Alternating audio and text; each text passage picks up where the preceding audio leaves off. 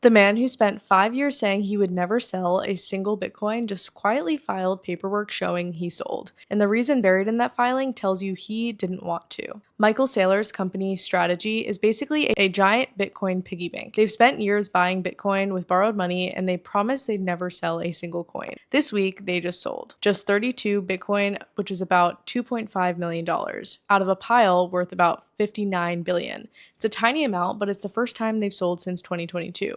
And Bitcoin dropped below 70,000 the same day and the stock fell 9%. So why did they sell? They had a bill to pay. Strategy created a special stock called STRC that pays investors an 11.5% dividend, and that adds up to around $80 to $90 million a month they owe in cash.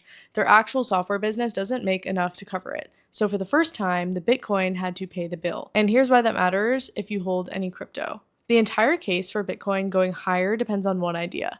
The big holders never sell. They're the floor under the price. When the company that turned never sell into its whole identity starts selling to keep the lights on, the question isn't this one sale, it's whether they have to do it again next quarter and the quarter after that. On Upside, the data says people already see it.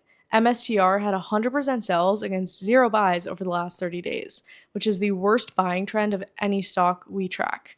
Only 9% of holders are buy and hold. The people closest to this trade are quietly walking away. If you want to see what verified investors are actually holding and quietly dumping before it shows up in a headline, comment Upside and I'll send you the link, and follow Upside Invest for more breakdowns like this every single day.